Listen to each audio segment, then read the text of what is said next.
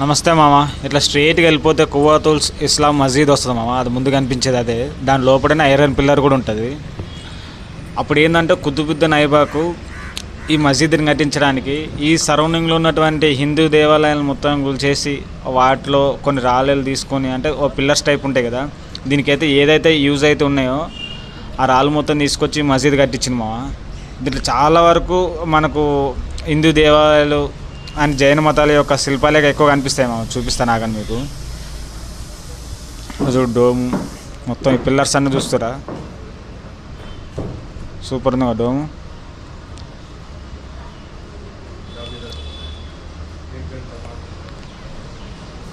ఈ పిల్లర్లు మొత్తం చూడండి మామ, మొత్తం మన హిందూ దేవాలయం నుంచి తెచ్చిన పిల్లర్సే మావ ఇవన్నీ.